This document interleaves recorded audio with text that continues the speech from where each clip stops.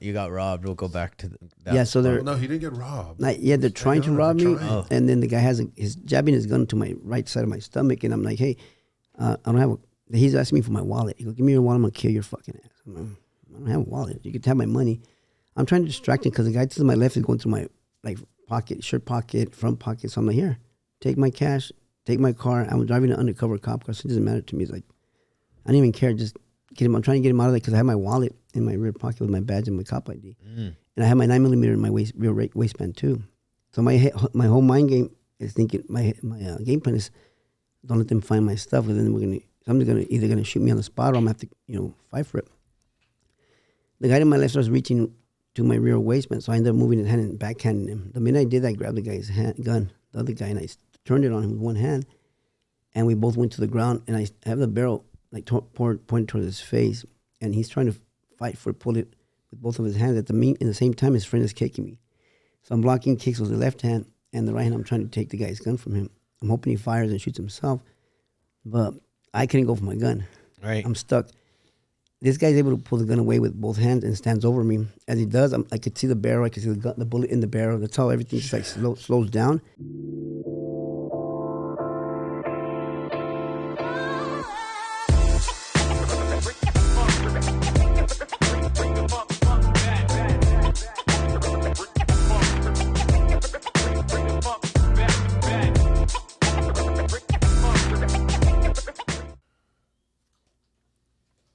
I get the black one? I don't know, because you're Canadian. All right, just asking. Well, welcome. Yeah. Thanks. I appreciate you guys. Nice to meet you. Having me here. Now we can ask him questions, because you didn't want to say anything. Right. I just get into it. 16 years in jail. That's a lot. I think it was prison, huh? Prison. A big difference. It is. Yeah. California State Prison or federal? The federal. Oh, wow. They moved me all over the United States. Was this the first big situation with involving a police officer? You know what I mean? Like that type of bust? They've had some, but I think this was one of the bigger ones. One of the bigger ones. Yeah. Well, tell us a little bit about your background, your history, even before I watched the video, so I know some stuff. Yeah. But your background before you even joined the LAPD. So you grew up in a pretty rough part of Los Angeles. I did. Huntington Park and Boyle Heights. I grew up with 10 brothers and sisters. Wow. Stepdad was alcoholic, so he had a lot of unresolved issues, traumas that when you're a kid, you don't know what's wrong with him. You just think he's an angry, bitter guy. Yeah, right. His way of treating me made me think that it's just a way to make you tough for where I grew up. So I just embraced it and said, come on, toughen me up then. Yeah. And then growing up, I loved boxing, martial arts. So I joined a boxing gym in Boyle Heights called the Hollenbeck Youth Center. Yeah. I started training, and I met some guy that went to the 1984 Olympics. He won the gold medal. And his trainer became my trainer. His other trainer became my trainer. So I had like 2-3 trainers there, Al Stanky and Memo Ariola. They were my coaches. And I started getting involved in the competition, regular tournaments, and then like the Golden Gloves at 15, 16. So I started really embracing the fact that I can go somewhere with boxing. And I liked it. It helped me. It felt good going in the ring and sparring. Yeah. Taking out some aggression on somebody and free without getting in trouble. So that was the fun part about boxing. Yeah. I started getting really good, and I started ranking, and I started pursuing the 1992 Olympics. And during that time, I became a real good sparring partner with Oscar De La Hoya, Shane Mosley. Those guys that were coming up, we were both kind of climbing, but I was a lighter weight. I was 125. He was 132, 5'11", I was 125, 5'7". But we sparred a lot. And before the trials, I got injured, and I got a cold, ear, throat infection, fever. I couldn't get into the tournament. That was going to get me to the box office. Yeah. My trainer, Al Stanky, was LAPD. So me watching him and seeing how he took care of us and took us to sports, the boxing matches, and took us jogging. And, these are kids that were brought up in First Street, the projects, Aliso Pico projects. He'd pick everybody up and take us to the track or to run hills, wherever, and then bring us back to the gym and train. So he took care of us. And I started looking up to him like that. I thought, man, this is a nice guy that, he's a mentor, role model for us. And I grew up in the same environment, so I said maybe me being a cop can make a difference and help out some of the youngsters out here too. So my goal was, because of the Olympics, me getting injured, I pursued the police department after that. So my goal was to be a cop for LAPD. Yeah. Little did I know that I was going to join the department. I got in 1983. So I started the academy, and I got out in 1994, and they sent me to South Central. So I worked South Central for like 5 months, and then I got a phone call from the Undercover narcotics unit. They call it the high school buy program, like 21 Jump Street. Yeah. So they said, hey, we've been talking to some individuals out here, and they said you might be a good candidate to work our unit. Go back to high school. Wow. I'm 23, so they're going to bring me back out of the field and bring me to a unit where I'm going to have to go undercover. And the whole thing is they don't want me to pick up the police walk, talk, slang, so they wanted to get me fresh, not already like a veteran, because then you have all these bad habits as a cop. Right. So they took me to the unit. They started training me how to dress, how to talk. You got to look a little rugged, though, like you're a troublemaker. So they sent me to school as an 11th grader. So I started buying drugs. My goal is to find out where the kids are buying the drugs from and just make friends. And through that, I started getting connected with the kids in there. And people were telling me cocaine, marijuana, everything that was out there back then, mushrooms. One day, this kid told me he had PCP. So I told him, well, how much do you have? He goes, I'm going to go home and I'll check and I'll page you. 1994 pages. It was a pager, so yeah. I said, well, page me when you find out what you have so I can bring the money. So that was my game plan. So that same night, he paged me and I took off to the payphone and I told him how much is it? He goes, I got $80 worth. I go, okay, I'll see you tomorrow. Make the transaction happen. While I'm on the payphone, 2 older gamers walked up to me and tried to rob me at gunpoint. It had nothing to do with my buy or my drug setup. It was just random guys trying to rob me. Right. I heard they were just driving in the area robbing a lot of people at gunpoint, and there were parolees at large wanted. They were they also had a chop shop, cutting up cars and selling parts and doing all this stuff. Yeah. They were wanted. Back in the good old day when you could actually do that too. Yeah. I mean, it seemed like back It's then over it was, now. I don't. Is it? I don't know. I don't know. Yeah. Oh, they're still doing that. My mother-in-law got her catalytic converter stolen at a Costco in Agora Hills area in the valley. They're so fast. The Agora Hills over there. And it's a nicer area too. Yeah. These guys are just out there crazy. casing. In and out. Yeah. For a catalytic converter. How much do they go for? I don't know.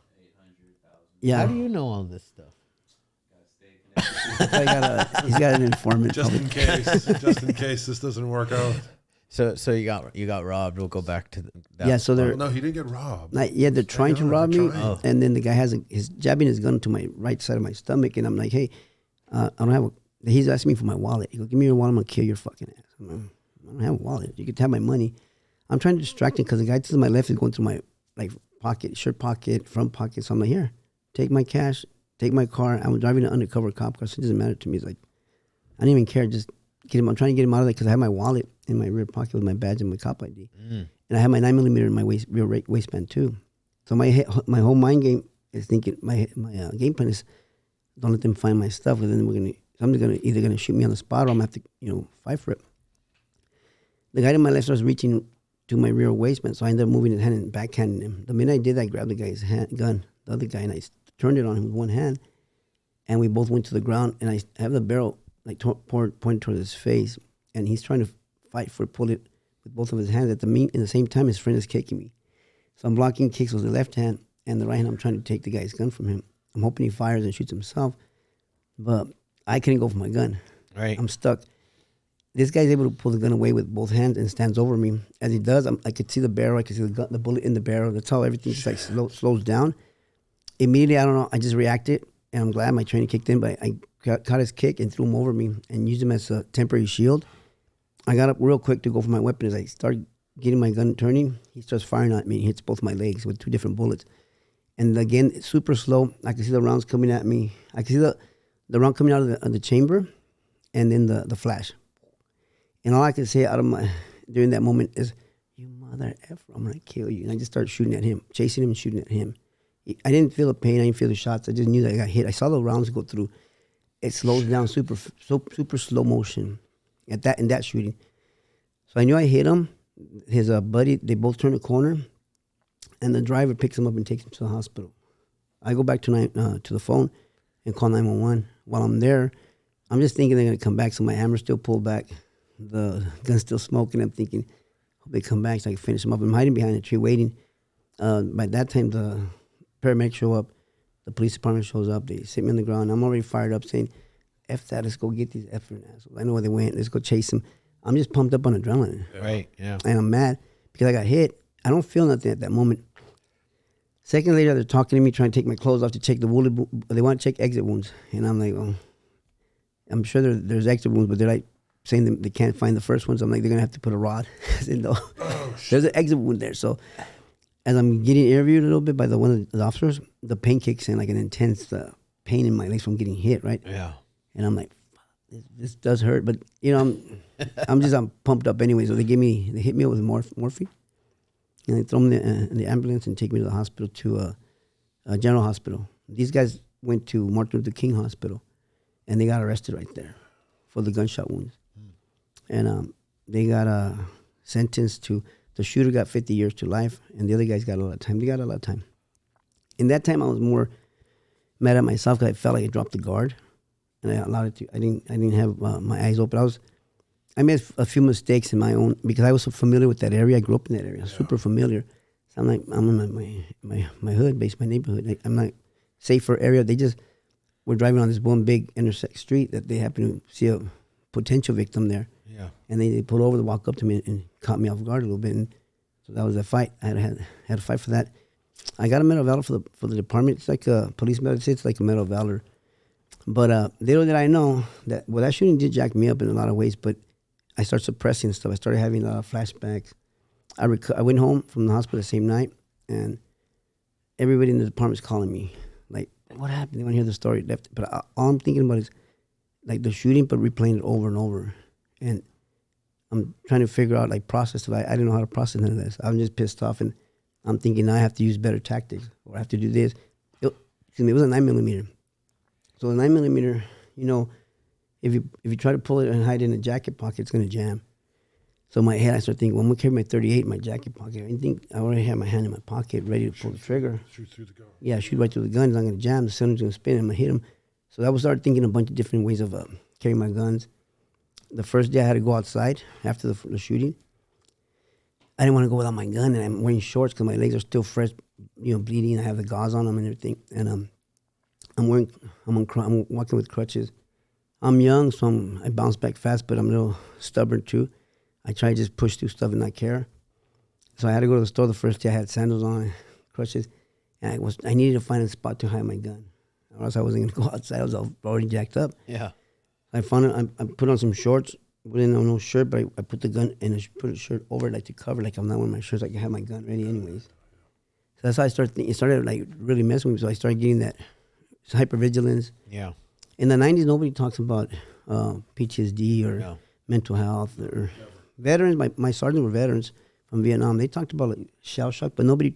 It's like you're That's too what tough. they called it too. Back Right? then. Yes, they called it shell shock. It wasn't even. I don't even know. In the 90s, was that a diagnosis? Never. Yeah. It was just they knew that there was something wrong with individuals that came back. Some of them got hooked on heroin or other dope. But like my sergeants were gunslingers, and they were tough. They pretty much they wanted us to be gunslingers and say, hey, because we're chasing down the gang members in L.A. So, well, after I left that unit, the undercover. In 90s was gang wars. Wars all day, every day. Yeah. MS-13, 18th Street, and other gangs, Playboys, Diamond Street, they're killing each other every day, shooting each other, either wounding or dying or getting killed. And our job, well, once I left this unit, I went up too fast. I left the unit. I did 2 more undercover tours in the high schools. I bought a bunch of drugs. The kids asked me what happened. I went with my crutches, all fresh boot wounds. Still, they go, I told them I was buying dope in the projects. And they go, why didn't you ask us? We could have hooked you up. Well, now you tell me. So you could still hook me up. Yeah, right. You use that to your advantage. I used it. Yeah, for So sure. I'm starting to buy dope everywhere. I'm talking about like kilos of cocaine. I hit a house with like maybe 20 keys or less, and we did a warrant on this house because this kid took me to his own connection. He was a high school kid. He took me to his people, and he trusted me. Yeah. So I was starting buying dope from all these kids in school, and then we made a bus. They call it a roundup. So I have to ID every one of the kids while I'm doing the program to get their name while I'm in high school. My job as an undercover, identify him. He's a green shirt. That's the guy I bought, so I could log it. But then little by little, I start finding out his first and last name. What class do I have him in? Math. So then eventually they do a roundup. They call everybody to the dean's office or the auditorium, and the detectives, everybody's there to grab them and book them. I mean, it kind of feels a little shitty because to me, I started thinking, I started getting cool with the kids. Right. But the thing that helped me is like, you know what? They're going to slap him in the wrist. Hopefully they'll stop. It'll deter them. But at the same time, I felt like, man, I feel like a backstabber. Yeah. But it was my job. Right. Yeah. But I got through that. And then right after that, I went to Rampart Division to work patrol. I left the unit. I went to Rampart Division. I go patrol is, during that time is 10 p.m. to 10 a.m., 312s. I get assigned to an old-timer. He's 24-year veteran, crazy gunslinger. He's been in 2 shootouts one with a regular handgun, took a dude out, and then the other one was he killed somebody with a shotgun that tried to kill him. So I already know he's crazy, and he's cocky, and he's one of those dudes that he says, hey, windows stay down at all times. Rain or sun, I don't care. Windows stay down. I want to hear everything that's going on out there. Heads on the swivel. He said, we get in pursuit, and we stop the guy, and the guy's already proned out. You better be on that dude putting boots to him. I'm going to put boots on you, which means kicking his ass. And I'm like, whatever, old man. I'm not going to listen to you. Because I wasn't going to follow their suit. I wasn't. I was my own man. I was going to do what I was going to do for me. But I still had like 4 months probation, so I had to get off probation. So this old man, he's cool. He's teaching me the ropes, teaching me about everything I had to learn because I went to Undercover for like 6 months, so I lost a lot of patrol skills that I gained for 5 months. So he has to basically train me in certain things. My street was there, everything else, but the report writing, I had to pick up on the proper report writing. So he's training me, and I get off probation, and then I get assigned to a partner that's they call it P2. Like once you're off probation, you have a different rank. And then your next rank, if you do decide to promote, you go to a corporal. But a P2 is like in the middle. He's free. He can work with his partner, do patrol, pretty much. He's not really assigned to a rookie. They call him boots. He's not assigned to a rookie. You don't have to be assigned to a rookie. That's the corporals with the 2 stripers are sometimes assigned to rookies, and a lot of them didn't want to be assigned to rookies. Yeah, right. They might get some really useless dudes, and they're like, I don't want to work with this rookie. He's gonna get me killed. Yeah. So I'm at P2. I'm working these units, and then all of a sudden I get invited to Rampart C.R.A.S.H. The sergeant hits me up and says, "Hey, Ruben, all of us guys here voted for you. We've been thinking about you. We're considering you getting to the unit." And I'm like, I'm down. Let's do it. I delayed it for a little bit, but eventually I did get in. And I started working. I'm going to interrupt you for a second. Just can you explain what Rampart is? Rampart Division is a area in the west of downtown LA, 8 mile square radius with nothing but I'm talking gangs in every corner who were at that time at war against each other. But Rampart C.R.A.S.H., LAPD has 18 divisions. Hollenbeck Division is in East LA. Southwest Division is west of downtown, but that's another division. Southeast Division is up north in Watts. 77 is also in South Central. Harbor Division is up by the San Pedro Beach. All these divisions is 18. So Rampart C.R.A.S.H. is like the one connected to Newton Division. These are the rough gang divisions that are violent area. Gangsters running the streets, extorting, moving dope, killing each other. Back then, Rampart was known to have like an intense war amongst the gangs during that time. And Rampart C.R.A.S.H. was a gang unit created to deal with all the gang problems in that area. And C.R.A.S.H. stands for Crime Resource Against Street Hoodlums, something like that. Huh. Interesting. Yeah. I didn't know it was like that cool. Needless to say, street hoodlums. This is one of the scariest, most violent areas in the country. Yes. You're dealing with the MS-13, 18th Street. They're all building their structures because during that time, MS didn't have 13 yet because the Mexican Mafia, they were not paying taxes, rent to the Mexican Mafia. So they were at green lighters, meaning any neighborhood that sees them, they got to take them out because they're not paying taxes. And they were ruthless too because they were going toe-to-toe with all these big gangs killing each other on a daily. My job when I got to C.R.A.S.H, I got assigned with my partner Lujan to work MS-13. But keep in mind, in our mind, we train with the elite unit, we train with SWAT, we're trained tactically, we're out there ready. So we don't want to lose. We want to work things to where they respect and fear us to the point where they got to, as soon as they see it, they got to get on their knees. So MS-13 is mostly El Salvadorians? Yeah. They were back in the 80s. They weren't even MS-13, they were just MS? What does the MS stand for? Mara Salvatrucha, like United. Oh, yeah, that's right. United Nations in a sense, United Group, like Salvadorians. Yeah. Yeah, but back then they were mostly stoners, long hair, rockers with AC/DC Metallica. That's not how they look now. No. They started gangbanging and dealing with but a lot of the problems we were doing is they were robbing and hurting their own people because they're immigrants, no documentation. These people don't want to press charges. They're in fear for their life, or they don't want to get in trouble for thinking they're illegally here. They're not going to get help. Yeah. So when I was in C.R.A.S.H, people they trusted me, so they'll page me during that time and say, "Hey, can you please come and talk to us?" They'll find a place so I can meet them, and they'll tell us, "Hey, this guy from this neighborhood, MS, robbed my family, that family, like 3 or 4 families at gunpoint, but we can't press charges because he's going to kill us." So then I'm like, "What do you want me to do about it?" Like, I'm trying to push them to do something, but I know we can't take care of them. I know they are afraid, and I know they will get killed. So I started learning police work in the C.R.A.S.H unit that was effective, but it was, in our mind, justifiable. So the guy's dirty for robberies at gunpoint. Let me go find him and put some dope on him and get rid of him. I was good. I started fabricating. I started putting dope on the guy. Got rid of him. He knew he was dirty. He didn't fight. He didn't complain. He took his lump. And that's like the norm back then. Right. And the guys knew that C.R.A.S.H, we don't mess around. We don't play. You don't run it. We run it. And if you want to put a green light on us, handle it. Put a green light on. We'll take you guys out. We had that frame of mind. Okay, you can kill one of our partners, but guess what? We're going to come back harder on you guys. Yeah. We want to make sure that they knew that we're going to get pushed around. You had to go down to their level, really. Yeah, we had to be not wolves, but we had to be the hunter because a wolf, to be a wolf, all that Denzel Washington story, that's not, I don't agree with that one. I'm a hunter. Yeah. And we hunt. We hunt every type of, animal, monster, whatever they may be. We're trained to hunt. Right. And that was our job. We were hunting. We're IDing them, grabbing them, surveillancing them, and doing what we had to do to make them, we would make them flip, which means we turn them into informants. We had 18 streeters that were informants for us who would call us when they're about to do a drive-by.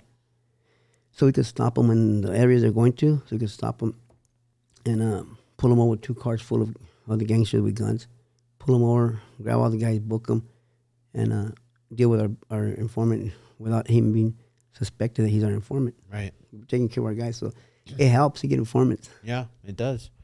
Do you have one? An informant? You still got your ears to the street? I let mine go. I don't have any ears to the street anymore. I used to. You did? I did, yeah. I didn't know you were a street guy. I did. I had a call about 10 years ago. I thought you were from Canada. No, I had a call 10 years ago from this guy who cheated me, and my mom listened to the phone call. He left a message, "Hey, this is Frank. Jimmy's at this place. You can get him now." Shane's from Canada. Did he tell you that? Bad streets of Canada. Yeah. They don't have gangs in Canada. No, they don't. Sure we do. And where are you from again? Winnipeg. We're the capital of Canada. I've been to Calgary. Yeah, it's a great spot. I've been to Calgary, too. I went to Box of World Games like in 96 or something like that. You got big hands, too. Strong, good knuckles. Yeah. I There's can tell when I shake your hand. Bigger hands, more like a brick. Yeah. You got that nice brick. Yeah. Especially when you turn it. Yeah. It hurt more. You have to teach Shane how to throw a punch because his brother did all his fighting for him. Yeah, he did. We did. His brother's a badass. Yeah. They were hockey players. Yeah. Eh? Oh, wow. He was a fighter. He loved to fight. Yeah. Me, not so much. You're the older one? I was the older one, yeah. I beat him. I made him tough. That's good. Yeah. And then he got really tough. He got really tough. Yeah. Beat me. That's funny. My brother says the same thing, but I used to fight for him all the time.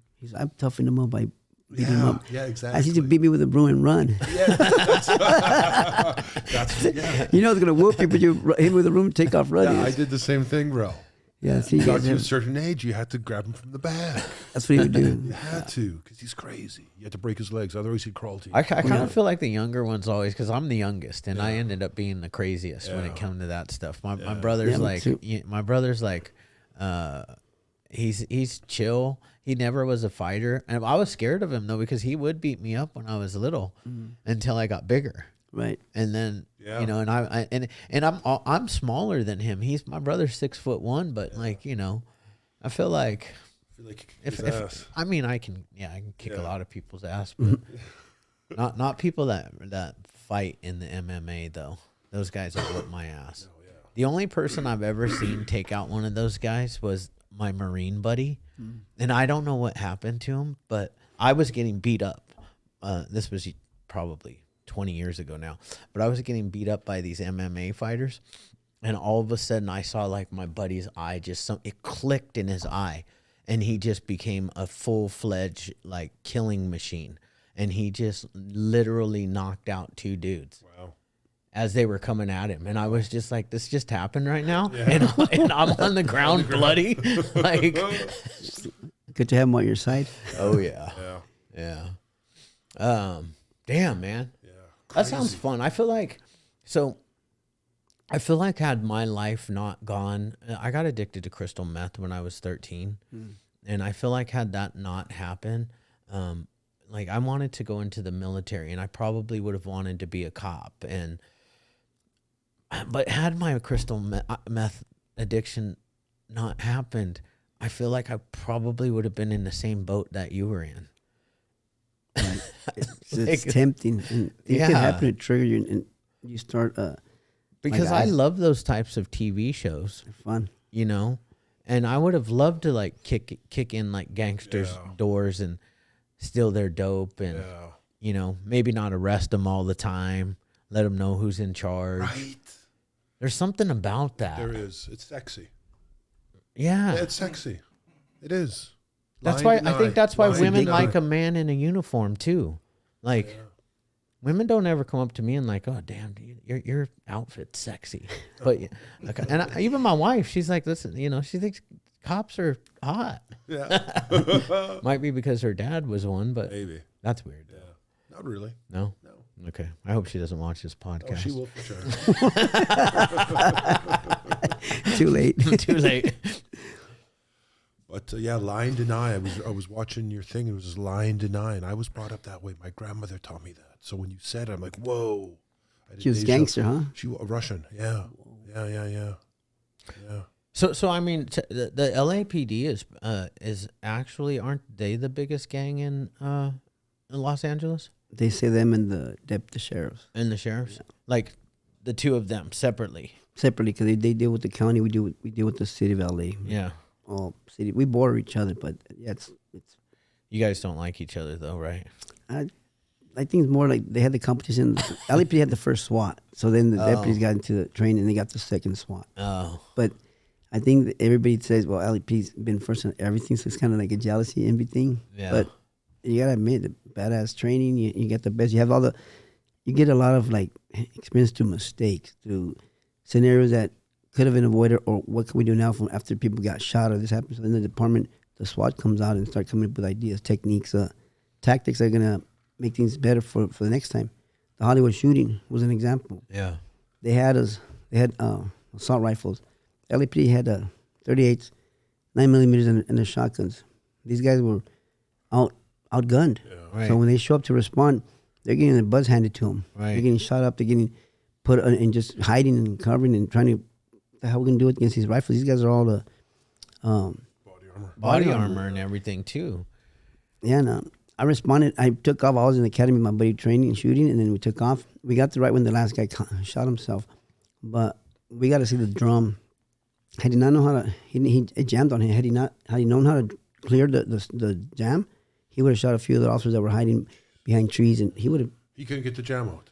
He didn't know how he couldn't do it. Baby. He didn't know how to rack and bang. Yeah, he just dropped it and got the 9mm and shot himself. So that day after that happened, the department switched over to 45s, M16s, ARs. I was quick to get me my 45 because my first shooting was at a 9, and I was really mad that the guy still kept running after I hit him. Right. So I'm like, man, this 45 is beautiful, stopping power. Got into another shootout doing that unit is called FES. So I'm in crash, and then they asked me if I want to take a loan to work a unit called FES for 6 months. It's just like the movie Training Day.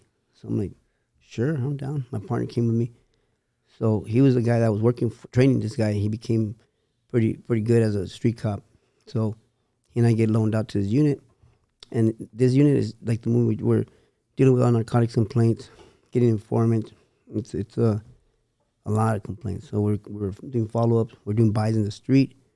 We're search warrants. It's just clean house. And then I have informants from jail calling me. Hey, some guys talking about some dope at the house. Hit the house. So we go hit the house. And I told him, if you give me 3 good hit houses, I'll get you out. And you can be my informant. So you have to prove it and take it to the judge. So I had guys doing that while they were in jail, in prison. And I got another informant from the street who was always giving me intel. And one day we go follow up on the intel. And I happened to run into the guy with a shotgun. Pull out my 45, we shoot it out. I mean, I end up shooting him, he dies. Yeah. And it becomes addicting. That type of, I guess you could say, the violence of power, the rush. It's a rush. And you're like, for sure. You get addicted to it. You can't be without it. It's like you want to get high on that. That's your high. I sometimes think that's too one of the other reasons why it's so hard for some of our combat veterans to come back to general population, to normal society, because there is. I mean, we had a guy on here who where was he? Fallujah. Yeah, Fallujah. I mean, he was in gun battle after gun battle after gun battle, and on the podcast, he was telling us about his first kill that he did, and because he had tracer bullets, right? So he saw exactly where he saw his bullet go through the guy and out the back. Yeah, it is very, like, I don't know how to explain, but besides addicting, it's like your brain, your body is craving that type of hit. Like you want that's like a hit when you go do stuff like that. Inside you want it, like your nervous system, everything's like craving it, like an addict. well, even holding a gun gives you a feeling. Carrying a gun, holding a gun, it gives you an extra. There's something about it. Makes you feel safe too, protected. That you know if some guy's out there with a gun, you're gonna be ready too, and you're not like, because a lot of people out there that are doing criminal activities, they're all armed with illegal weapons. Yeah. So we problem all need with our those weapons, guys. A lot of them don't know how to use them properly. which is a good thing. Yeah. Sometimes They're not over at the gun range shooting every day. and then they're shooting like this sometimes. Yeah, They think they know how to shoot. Pointing it sideways.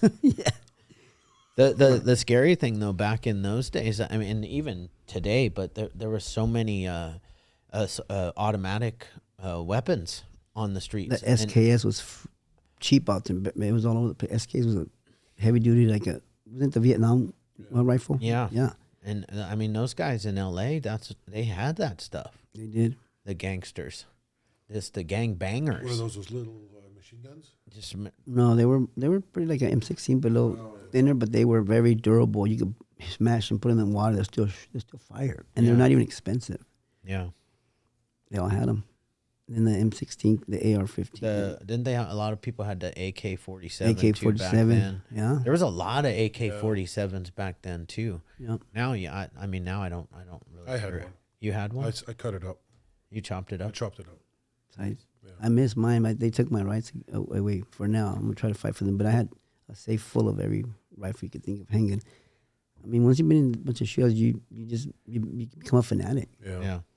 And you expect more shootings. It's like it's following you. You think you'll be able to get your gun rights back? I'm gonna pray on it and get an attorney that knows how to help me with it. I heard there's ways that you can do it. I'm gonna figure it out. Yeah. Yeah, I mean, never know. You can do it. Home protection. Yeah, you need home protection. Yeah. Right, Shane? Fuck yeah. Especially in this day and age. I mean, It's crazy. that stuff was crazy back then, but now the stuff that I see, these people are coming into high-end neighborhoods and doing robberies all the time. Yeah, because they know they're not ready or they're not even armed or expecting them to get hit. So Yeah. they're gonna pry on those guys. They come in my house, I'm shooting them. I take tactical training, bro. I mean, I'm driving. When I drive in, I do my cul-de-sac. I circle. I come back slowly. It takes me 20 seconds, and I'm going to back in now. to my parking lot. I get a guy getting out of jail in about 5 months. So I'm starting to take precautions and taking, different strategies. You want to? It's good to be safe, to. aware. Have to. I teach awareness. I mean, I teach MMA, but also teach tactics for the different people that I train. Yeah. Women's self-defense. Women need that. I teach that. My wife is a beautiful lady, and she gets like followed sometimes, and it scares her. Yeah. Crazy people. There are crazy people out there. She doesn't even. She takes weird ways to get home to make sure people aren't following her. And she probably has these skills because, like, her dad was a L.A. County sheriff, and he had all he had was 3 girls. Oh. So, like, Yeah, he taught him. He did. Yeah, he taught him. Yeah. And probably how to shoot a gun good too. Oh, yeah. She can shoot a gun better than I can shoot a gun. We go to the gun range, and she hits the head like every time. There's times when I'm trying to hit the head. I could be close, but that's not good. Close is not good. The department teaches you two to the body, one to the head. They call it a failure drill. Failure drill. That's what pop, pop. To the two chest. to the body, one to the head. Yeah, because they might be wearing a vest, so if they don't go down after 2 to the body. You have to go right to the head. Oh, okay. That's what it is. Because sometimes there's people wearing vests and we're on dope, and they just keep coming at you. Yeah, there's time. I mean, some people on PCP could. Those are rough. They could not have a vest on and still be coming at you. Still come hard, charging. Yeah. Oh man, this is good stuff. That's great stuff. Yeah. So no, he was loaned out to the. I'm loaned out to FES. Yeah. I'm there 6 months. I'm doing all my narcotics investigations, arrests, buys, everything. And you really feel vulnerable when you work in the undercover units because you're just you in plain clothes driving an undercover car and buying dope in the street or making informants. You're out there just you and your partner, and anything can happen during that time. And I was close to getting into a few other shootouts besides that second one. Then my 6 months came up, and they sent me back to C.R.A.S.H. So now I'm in C.R.A.S.H. again, working MS-13 again, and Rafael Perez, who's working in a neighborhood called Temple Street, he gets arrested. He had checked out 3 kilos of cocaine from the evidence locker, and then he brought it back, and he was replaced with flour. Oh. So he had his boys out there, and people selling his dope, raw cocaine. They were selling it, and somebody got busted in this case, and they told on him. Oh. We didn't know that part yet. They called us to the roll call room, all the C.R.A.S.H. unit. They're like, hey, I want to let you guys know that Perez got busted.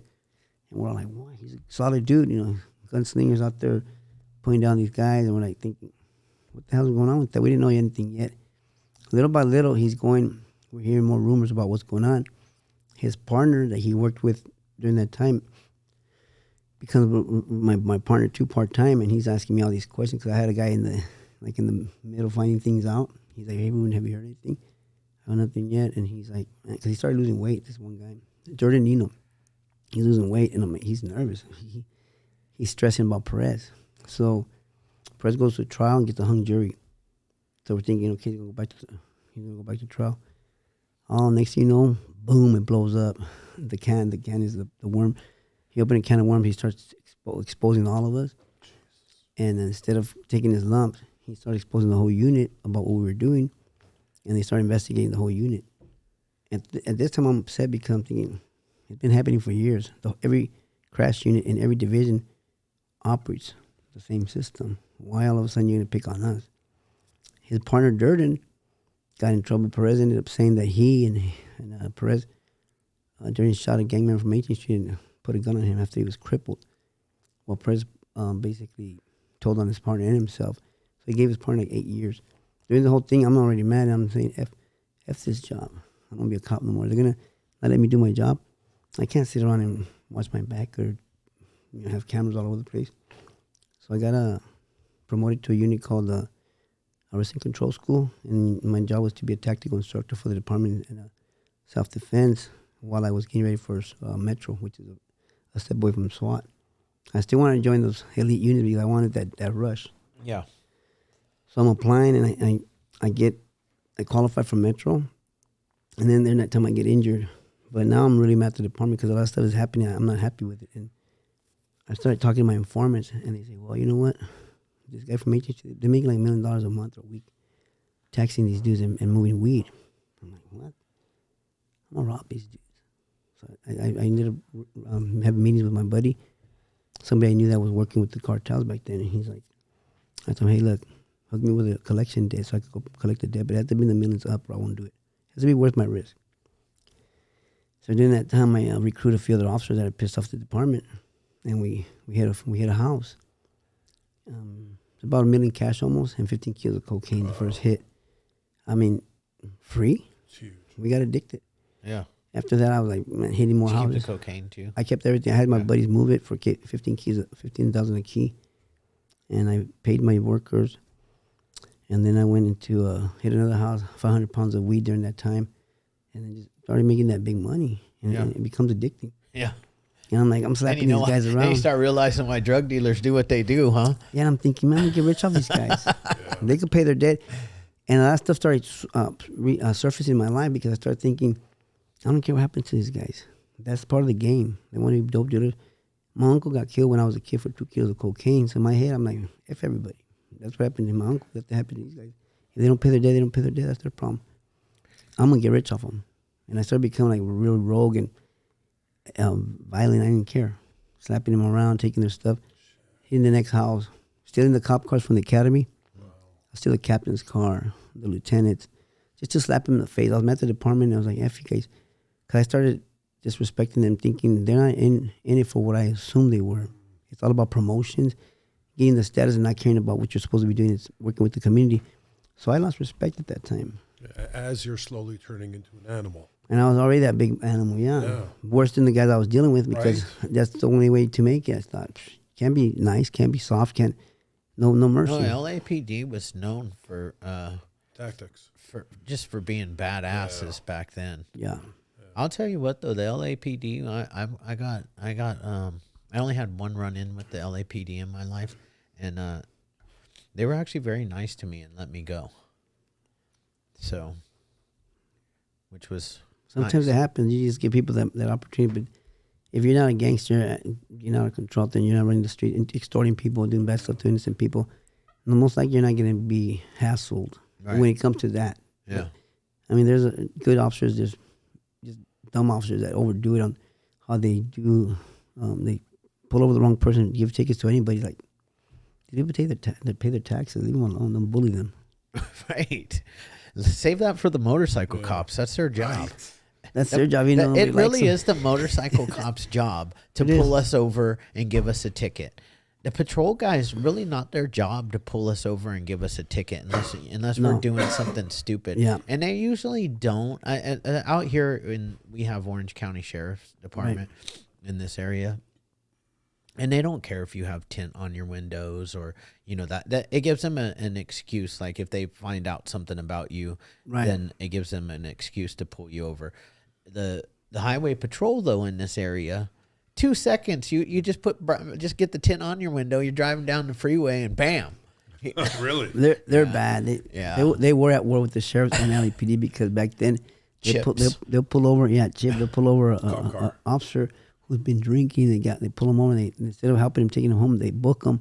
What? And they arrest him. So the LAPD and the sheriff got pissed off at them, so they'll start looking for him to hit them too. It becomes like a war. Yeah. I was like, I know that. Like my father-in-law, he still drinks. Hope he doesn't watch the podcast. Oh shit! He's gonna watch it. Shit! But I'm sure that he got taken home a few times. I did that for a few guys too. Yeah, you got to do that. Gotta look out for your boys. You do. Even if it's got somebody from a different department. Yeah. You just take care of them. The job itself, it carries so much crap and stress that a lot of people just don't know how to process stuff. They just medicate on alcohol or other stuff, and it becomes the job itself doesn't give you the opportunity for you to really be human. Yeah. So there's really no way I can be a human being when I'm working as a cop because you have to be like a robot and desensitized because you're going to see a lot of dead human beings, from children, from moms, gangsters, from just human beings overall. You're going to get callous. Yeah, the ones that are more sad is when it's an innocent child or a mother or those hit home. Yeah, they do. I mean, it's the same thing with what we do for here. It's like sometimes these innocent people are taken, especially nowadays, and the reason why the podcast, they're going out to just experiment with the drug, right? And they never wake up because it's packed full of fentanyl. Fentanyl's taking everybody out now. Yeah, the worst thing 300 people are dying every day Every day. in America. Heroin was killing people, not as bad. Not like that. This is This way is up here. like the Richter scale. 100-fold, crazy. maybe. Yeah. 100-fold. Yeah. It's crazy. Like I would say 10-fold, but it's not. Like in 3 years, I've seen more people die than I saw in the previous 18 years that I've been in this business. Wow. Combined. So 3 years versus 18 years. That's huge. It's huge. That's terrible. That's why this podcast is going on. And, you know, I lost a son-in-law to fentanyl on 9/11. Oh, yeah. That's, And it pissed me off. You know, I bet. it pissed me off that somebody sold it to him. He thought it was a pressed Percocet pill. You know, They deceive you because they don't even they make you think it's either cocaine, heroin, but now it's laced with fentanyl. Yeah. thank God I'm like clean and sober and a good human being now, because like you know, my first thought is to, you know, like, yeah, it is that. But my first thought, my second thought is to do this podcast and force change at the government level. Like, you know, we could probably just send the LAPD down to, we don't even have to go military. Send the LAPD down to the border and they could handle it. You know, this is ridiculous. What kind of drug dealer wants to kill off? Like, I'm talking about the dealers, not even like the cartel or China, right? You're going to sell a drug that is going to kill your customer. Yeah. Right. Potentially every time somebody buys one of your pills, or if they buy 2 or 3 or 4 of your pills, they potentially could die in that, and you lose a customer. It doesn't quite compute for me as a business person, as a drug dealer. Right. You know, it computes to me why China would send this stuff over here. They don't care about us. They don't. It almost doesn't even make sense to me why the cartel would be. I mean, I get it. Well, they stop it. Why don't they? They could stop it, and they could put heroin back on the streets. They could take out the guys that are moving it, selling it, and just send a message that, like they do to other people. Why don't you do that to them? You know. Yeah. You still, your coke was making you money already. Your heroin was still so white, and weed white. Why go that route? You know? Yeah. I think it's the demand too. People really are. They live on the edge, because I was talking to one of my buddies. He's a deputy. Yeah. A while ago, he said that in the county jail, if somebody overdoses on fentanyl and they bring him back with Narcan, the guy that they seen that happen, they want to hit that too, because they think it was a good high. Yeah. And they don't care because the Narcan's around them. Yeah. Crazy. That is a fact. We see that stuff here. Yeah. It's just like they go around. I don't. Yeah, it's insanity. So, anyways, I'm at war against fentanyl. I got your back. Yeah, good. I I'm need against people all like that you. crap too. Yeah. My family, we've lost a lot of family members related to our, like my kids or other cousins or just relatives or friends to that stuff too. Yeah. So it's really sad. We just lost one of our teammates 2 weeks ago. 2 weeks ago. He was our basketball teammate. Wow.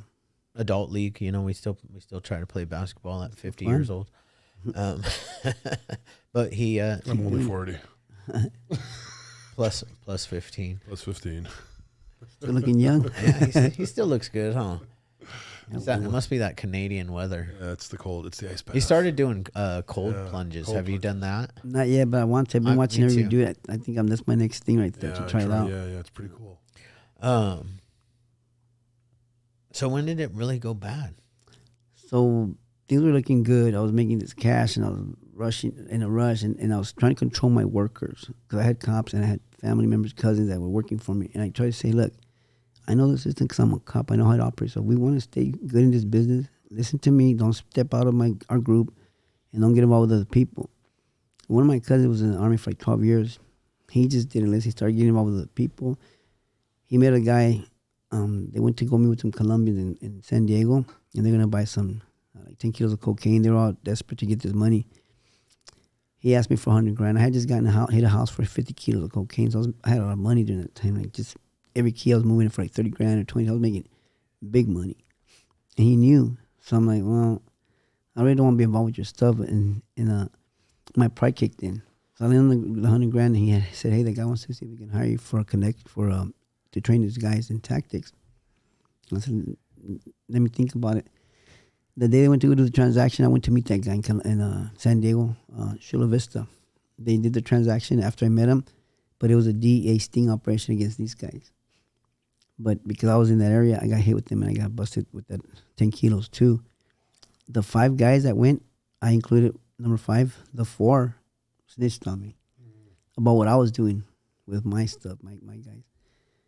So I didn't know any better yet. I just assumed that, okay, they busted up, take your lumps for 10 keys. I told them, man up, take your lumps for 10 kilos. Don't get stupid. Don't be opening your mouth with my stuff. This has nothing to do with me or my guys. Well, little they know these guys are informants already. They're already snitching on me. We get booked. They process us. They separate me, put me in the shoe. They get put in a different area in general population. When I'm in the shoe, I'm really pissed off. I'm angry. I'm thinking to myself, I'm going to get out of here worse. I'm going to get payback. I'm gonna take everybody out. And I was in my head always thinking about suicide mission. Let me get everybody before I get whacked. I'm going to do what I got to do. I don't care. I'm going to hell, so let's just do this. Well, suddenly they put an inmate in my cell who's a Hell's Angel cook. And he starts talking about scripture, forgiveness, salvation. I never read the Bible. I was raised religious Catholic, but I lost faith. I didn't have any faith anymore. I didn't even believe there was really a God at that time. So he starts telling me something about forgiveness. And to me, my whole thought in my mind during that time was, what's the point of being good if you're still going to go to hell? If there is a hell, you're going to go straight there. So why even do anything good? To go hard, do what you got to do, and just till they kill you, then go there. And that was my idea in my head. And when this guy started teaching me about the scripture and forgiveness, it started sinking in.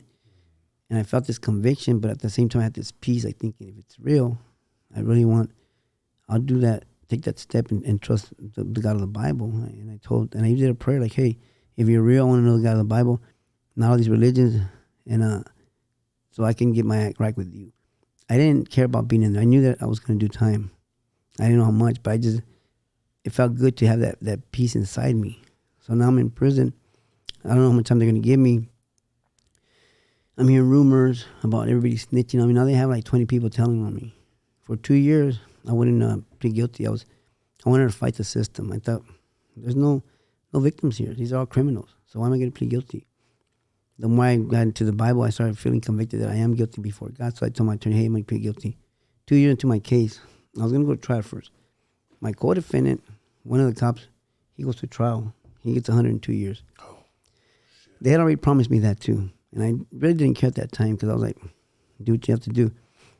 But when I pled guilty, things just started changing because I started having this. I take responsibility for myself. I said, I'll own up to what I did, but I'm not going to tell anybody else because I'm a grown man and I'm going to own up to it because I know now that I'm thinking different. And at the same time, I stopped using alcohol, weed, because I was really doing that to medicate during that time too. Yeah. So I started letting everything go, and I started looking into more self-help, but more by praying and reading the Bible. I didn't know how jacked up I was yet. I just assumed violence is normal. So while I'm in prison, I'm a Christian now, but I know if I still have to kill somebody, I'm going to kill him. It doesn't matter to me. It's going to be self-defense. In my head, I'm thinking self-defense. They don't like cops in here, so if they try to hurt me, they're going to try to kill me. I'm going to have to kill them first. Yeah. So my mind was already set on that too, but at the same time, I'm trying to be good. So I'd pray and say, okay, well, help me out so I don't do something stupid in here. The more I did I got out of the shoe. I got moved to general population. The second day, I got confronted by the shot callers from that worked for the MA. They were like Sureños. And they told me that I need to roll up and go to the shoe because I'm an ex-cop. At that time, already the craziness kicked in. I'm like, well, I'm not going to go to the shoe by myself. If I have to go, we're going to go together. And we're going to have to step into the sound. I'd rather just take care of it that way. I'm not going for free. In my mind, I hadn't thought about nothing else. Just like, I'm not going to let these guys punk me around. The shot caller, his boss was my buddy from the street. So I said, hey, Chief? He goes, yeah, that's my homeboy. I said, well, call him up and ask him about me. And they did, and they left me alone. Oh, wow. Yeah. I stayed in that place for 2 years, just learning, reading, and dealing with a lot of guys in there, but I was working on myself. I didn't know what was going to happen ahead. I just knew that I had to deal with my case, but I wasn't stressing about nothing. I was just thinking about, okay, I got my kids out there. I got to make sure that my kids are fine while I'm in here. And whatever happens to me, happens to me. Just, I'm a man, I got to do what I got to do. 2 years into it, I get 15 years on the 10 kilos. But it was more so because they wanted me to tell on the other guys, the cops. So they tried to hold it over me. But they told me my second indictment was going to get, I was going to have to go plead guilty to my second indictment. Which they told me, that's fine. They moved me to San Bernardino County Jail.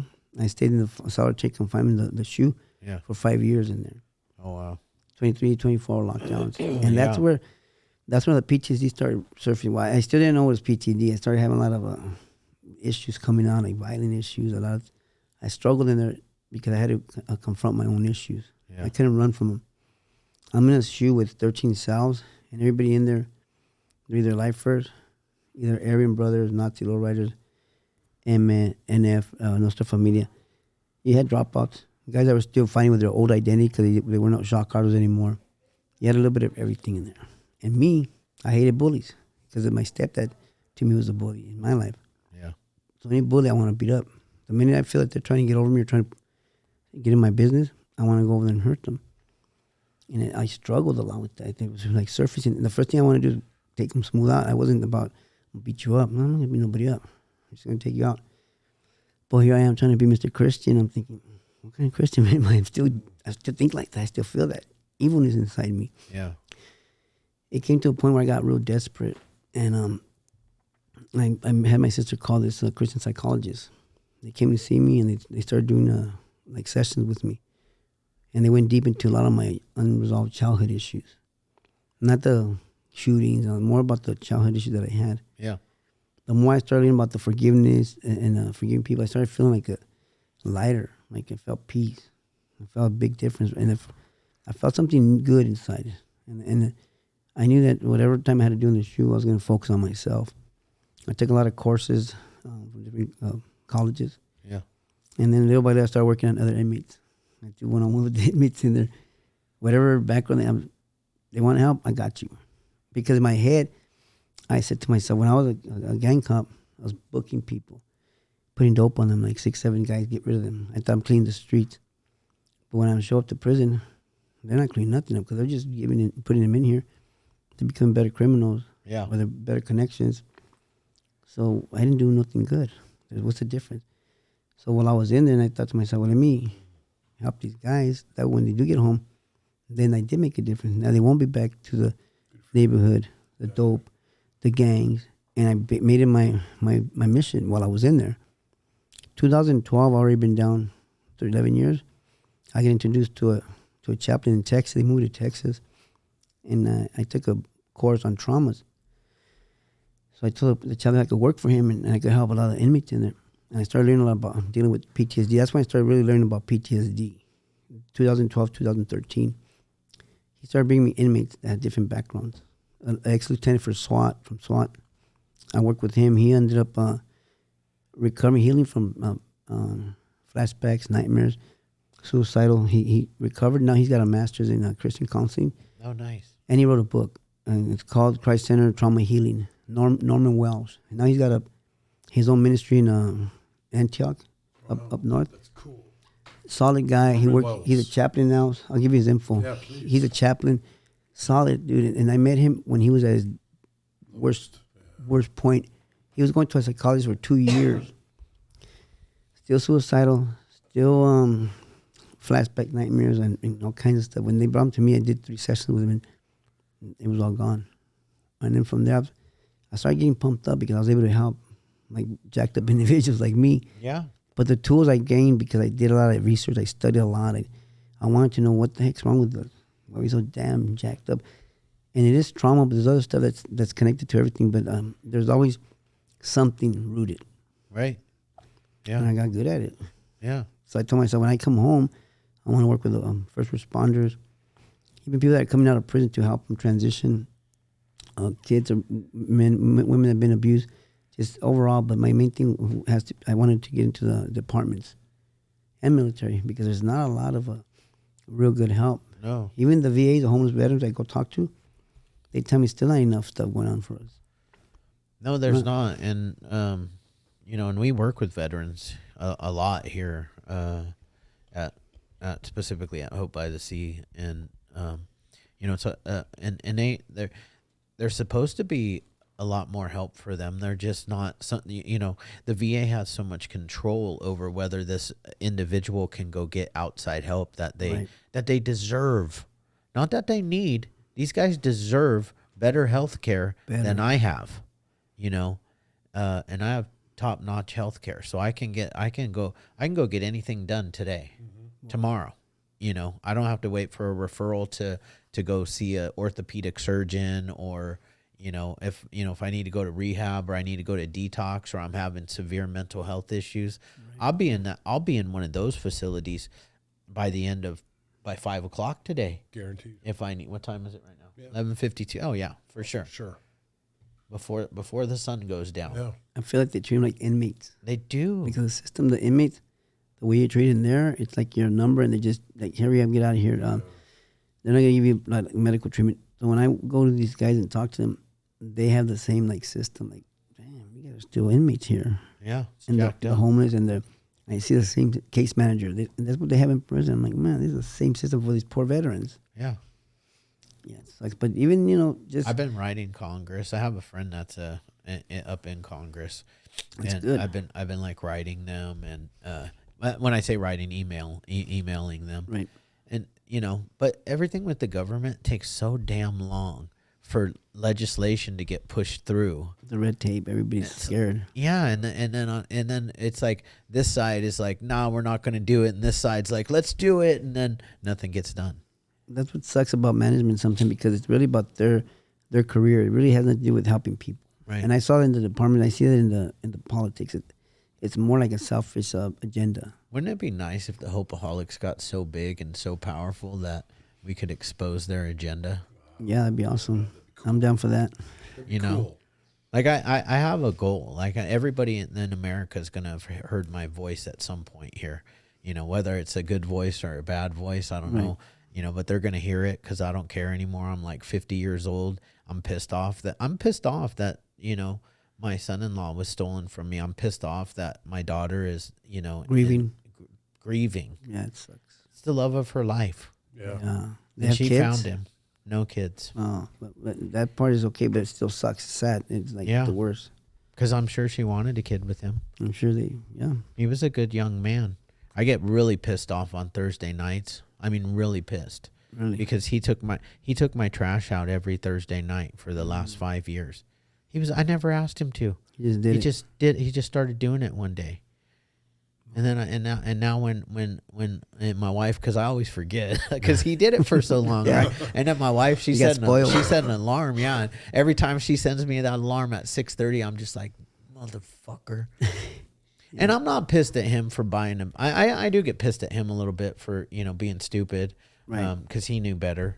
He knew fentanyl was out on the streets. So I get pissed off a little bit at him, but I get pissed off the fact that somebody sold it to him. I get pissed off that the government allows this this amount of fentanyl to flood through our borders. It's a lot. You've seen it on the news, drug busts that could kill the whole entire population of the United States. One drug bust. That never happened with heroin, cocaine, or they'd have big drug busts, but you're talking a million pills is so a sugar packet of fentanyl, just straight fentanyl, kills 500 people. Wow, that's how powerful that thing is. So dangerous and potent. Yeah. And the thing about it, to me, I don't ever put it past the government. They're very crooked. I have a friend that's a retired DEA agent. They're in fucking heat. This guy's a retired DEA agent who worked in the task force during the time they killed this DEA agent in Mexico, Kiki Camarena. They assigned him to go and interview and grab the people that worked for the cartel to basically make him informant and squeeze him. And they found out that it was the CIA that was involved that got him taken out. Oh, yeah. But and when he went to turn it in, they made him retire. So he's talking about it. He doesn't care. He's older. I don't care. I'm going to talk about it. So he's on YouTube and other Amazon Prime. As the last Narcos show, he's exposing it. Nice. They're not trustworthy. No, they're not. I mean, I have to tell you, Trump exposed how corrupt our government is. Sure did. And that's why they hate him so much. Yep. They're intimidated by him. They're afraid of him. He's a businessman. He's not a politician. He's not a politician. He cares about cleaning up and fixing the country because that's what we need. And everybody else you got a lot of haters. Haters are going to hate. And then there's haters that like to believe the other haters. It's just insanity. Yeah, it is crazy. You know? It is. Crazy. You don't really have much to talk about, dude. Trudeau is a mess up there in Canada. You're a guy in Canada? A Canadian guy. Oh man, I think that he just banned all everything. Pistols. Yeah. Right? Yeah. They're trying to control the country. The only thing you can do in Canada is get like a hunting rifle or something. Yeah. And it probably isn't easy. I don't know. I've moved back in 15 years. Yeah. Ask your mom. Call your mom. No, she's not a gun person. No, call her up right now. Should I call her right now? Yeah. No. Yeah, put her on the podcast. His mom listens to every one of our podcasts. She does. Yeah. She loves it. Yeah. Cool. Well, I'll tell you what I found interesting with this guy. God showed up in your life. That's a common theme here. It is a common God. theme, yeah, God. You know, with the MS-13, when they went to the boss, Yeah. you got a break there. That was God. It was the guy from Florencia. Yeah, from Florence. Yeah, it was God. I believe it was What are perfect the chances timing. of that, bro? Oh, we know somebody from that gang. Yeah. Yeah, I do. That's up in LA, right? Yeah. Yeah. I grew up around them. Oh, really? Yeah. I'll tell you off air who it is. All right. He's a friend of ours. You know him too. Oh, I do. Yeah. Oh, yeah. Oh, yeah. Tried to get him on the podcast, but he You didn't want respectfully declined right now. There's a lot of good guys in the neighborhood that actually want to get out of it or just made the bad choice. But because I was in there with a lot of guys in prison, but also when I was a gang cop, I used to tell the guys, look, when you're ready to get out, get out. I mean, some don't know how. They don't think they could. They're scared. There's a lot of different lies that they've fed into, and even in prison, a lot of guys. I do Bible study with a lot of dropouts. They weren't even. They left the gangs to be Christian. They left them alone. Yeah. But they took that step, and in there, you're gonna get they're gonna. It's the stigma. Oh, they're scared. They're hiding behind the Bible. When God gets a hold of you, and He's really getting a hold of you, you're gonna bow down to Him because He's bigger and tougher than you. Yeah. Either you do, or you're gonna get yourself in a bigger wreck. Yeah. And I went in there not knowing that's what's gonna happen to me. I told my cousin I was gonna get out of here worse. And when it happened to me, I was like, I'm bowing down. I'm not afraid of these guys in here. I'm gonna be humble and do. If He's giving me an opportunity to get my act right and my life right, what have done me if I wouldn't? I mean, God protected you right there because that's not something that normally happens, right? That there's cops don't normally get to hang out in general population. I walked to the yards everywhere I went. I walked to the yard, general population, every yard. In Arizona, I was in Safford, Arizona, and the Sureños there. They knew they knew my case, they knew my cousin, so they knew some of the different neighborhoods there, different neighborhoods, and they wanted me to play softball on their team, be the pitcher for their team, and there's nothing but Sureño team. Yeah. And here you got a Rampart C.R.A.S.H cop. You know, I play for them. Like, man, you guys, I already have my own team. But that's funny that to me, it's all God to humble me and humble them. Yeah. Because in the areas I went, I do Bible study with a lot of the guys, and even shot callers, they'll come to my cell late at night and want me to pray with them. Yeah. Without anybody knowing, but it's just the way the power of God will work, you know. Yeah. You don't know what's going to happen. And in the movie, too. What, you shot caller? No. Which one? No, in the movie. Training Day. Oh, Training There Day. was a similar episode or part of it when Ethan Hawke was it Ethan Hawke? Yeah, he was about to get killed. He was about to get in the bathtub. Yeah. And they found the identification of Of that the little niece. Yeah. And they saved his life. They're about Yeah. to smoke him. Yeah, they were about to smoke him in the tub. Yeah. Yeah, great. They're going to make movie. it. Yeah. I'm gonna have to go rewatch the movie. Great it's a good fucking movie. great Yeah, I've seen it. soundtrack I've was seen it great like too. twice. Yeah. They stole a few clips, but they made their own version of it. But it's that unit I work at FAS. It was basically what we did in that unit, undercover like that, and dealt with all that crazy stuff. I mean, you have to. You had to in that era, and to the normal world, right? The normal world, they think a cop's supposed to be, whatever the society sees. Perfect, Yeah. the perfect human being. Yeah. But we're dealing with and I say we because I'm not a cop. I was on the other side getting chased by them. But when you're dealing with a very brutal, unperfect world, and you have to earn or I'm actually, it seems like in your case, now that I've heard your story and everything you just said, you didn't earn respect. You demanded respect from these guys. You had to. And to demand respect from people that don't only respect anyone. Don't, yes. And they're killers. Yeah, killers. Killers. Right. Stone cold killers. Why are you so far away from your Stone microphone cold killers. today? You're not. Did you notice that with him today? Yeah, he's like, "Fuck, we took 2 weeks off from podcasting, and he doesn't even know what the hell he's doing Stone cold killers. anymore." You had to turn into it. You did. You have to. Yeah, it'd be cold and tough and not have fear. no fear and no mercy. No mercy whatsoever. You had to. Don't cry. Shut the hell up. I don't want to hear it crying. You're doing what you're doing. Don't cry to me. I'm not gonna give you no help, no mercy. Sometimes you probably ran into gangsters and they started crying though. Huh? Yeah, a lot of them would, and they started asking for help, like, to get me. Don't book me for my dope or my gun. I'm like, do either that, you're gonna work for me. One or the other's gonna happen. Yeah, I ain't gonna give you no slack. This game is a game. We want to win. Yeah, we'll pick up a guy, and back then, if they're like having a lot of problems in the neighborhoods, the store owners and different stuff that getting graffiti, we'll get the shot caller who's probably a 2-striker, take him for a drive, and just talk to him. Say, hey, look, this gun is your gun. 3-striker, you're gonna go down for 25 to life. Clean up this mess. Paint it up. The homeboy, we're gonna put case on these guys if they don't start clean up this mess and get order right here. and they do it. It worked. Yeah, they do it, huh? It worked. That's amazing. You can have some crazy tough guys out there because there's a lot of crazy dudes too that don't care. They're on a mission too to build status, and they'll fight, they'll shoot it out, whatever. But it is part of the world that you were involved in. You know what comes with the territory. Any of the rappers, real gangsters from that era? You had Snoop Dogg. He was from that era. He's from Long Beach. I don't know too much about his background in regards to his gangster life or not. I'm sure he was a Ricky Ross. Freeway. Oh, yeah. No, Rick Ross. The CO. Rick Ross was not a gangster. He was a singer, the guy that oh the CIA, they were, Oh, that was a Freeway Rick Ross. Freeway, yeah. Yeah. He was out there. I think he was, I forget what neighborhood, but he was out there, and they gave him the dope, move it, sell it, make him money. wow. My buddy just interviewed him on one of his shows. I met him. Yeah. I filmed for him because he has a weed company now. Oh, okay. Yeah.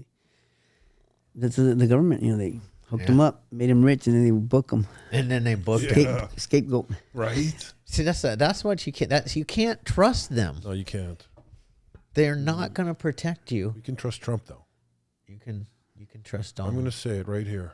on air. On air. He's got bail money. He does have bail money. He's got bail money for sure. He pardoned Lil Wayne from his gun charges. Yeah. Donald Trump could give you a pardon. That's right. Give me my gun rights. He can give you your gun rights back. Work and figure out how to get to him. I can tell you who won't give you your gun rights back. Biden.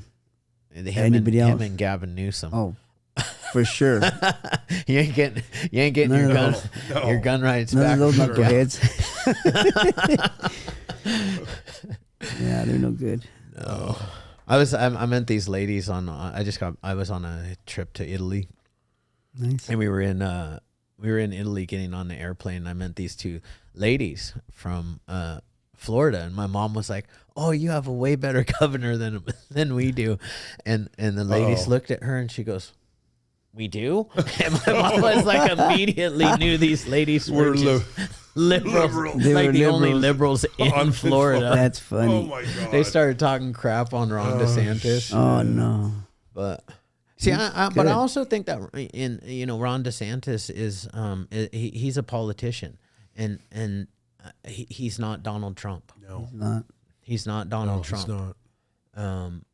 So You know how to do what he has to do to make sure they understand where he's coming from, which is good. We need some leaders that they need to have balls. yeah. Scared He's- individuals everywhere. He's fearless. Puppets. There's puppets all over the place in Every politics. fucking place. Playing little strings, and they have a hidden agenda. Everybody else is like with their head in the sand and loving them. Well, the part that I hate the most about all of this is the fact that they're messing with our livelihood. Like, it's not okay for any president to come in and us have great gas prices and great food prices, and within less than a few months destroy all of that. Like I went from paying in a nice Denali, I went from paying $80 a gas tank to $150 a gas tank. And now, I buy the same groceries every week, and I went from paying $35 a week for my groceries for myself that I buy to 50. No, it's 70. Wow. Yeah. Same 2 bags of grocery that I buy every week on Sunday. They are $70.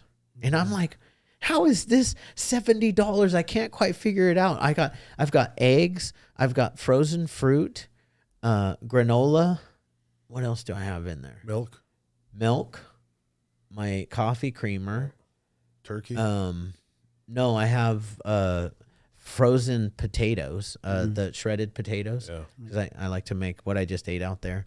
I like to make eggs and hash browns for breakfast every morning, and I make them myself. That's good. So why are you smiling over? Because I just put the camera on. Picturing you in your little like an apron or something. Your little apron, you know what I mean? With the design on the front, all chested out, making your eggs, hash browns. I don't cook. So you still into boxing?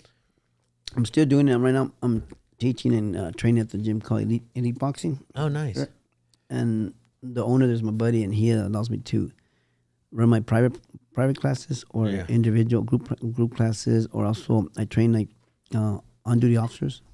Give them some like it's more like jiu-jitsu for cops, and people that want to go join the academy might start the academy getting ready physically, train them up. So I'm getting good little opportunities to do different training, and my mental health program there. Yeah. So little by little, I'm getting people that'll call me and say, "Hey, I want to train with you, but also want to work with me on my mental health issues. I have struggled with addiction, and I want to have a session with you." It's a good combination. I like it. When did you get out of prison? 2017. 2017. Yeah. So you've been out a while. Going on 6 years, yeah. Yeah, nice. Transitioning. My transition just started like about a year plus ago. No, a little longer. I got home and married to somebody back then, divorced finally. With this person was more controlling, so the transition was difficult. I had to deal with that, and they call that toxic. Yeah. When I finally left, I started transitioning. I felt like finally I'm transitioning. I stay focused. I stay focused on my goals, my studying, my prayer, my reading the Bible, going to church, doing what I had to do to stay focused. I don't want to go veer to the left or right. I want to go straight. And I had a goal, my agenda, and everything there was challenging, but I still kept pushing through. You know, you got out of there. So now I'm just staying focused. Nice. Well, I'll tell you what's nice is that you grown the pain, and he had 15 years of pain. Yeah. They gave me 18, and I did the 16 out of 18, which is Fed time. They don't care. They don't hold no punches. They're gonna give you 85%. You're gonna do 85%. Yeah. So his margin of success was so low that he made it. So he's a very special, unique person. Yeah, God has he still has a big plan for your life. Yeah. Yeah, I'm pushing through. I really want to fulfill that purpose. I know that there's a lot of people that I could help, and my experience, I have that desire. As a cop, I like helping people, but I didn't have the tools. I didn't have I guess you could say, the mental or spiritual growth, the maturity. Yeah. Because I was more like prideful and revengeful, so I would just lose control. I didn't have no tether. I just like, no boundaries. I'm gone. You went into the police academy or into the police force with the right intention. Yes. You walked into the LAPD during one of its more corrupt times of its existence. Yeah. And he was godless too, though. He didn't have God going into the police. No, I was on my own. He was on his own. This is me. Yeah.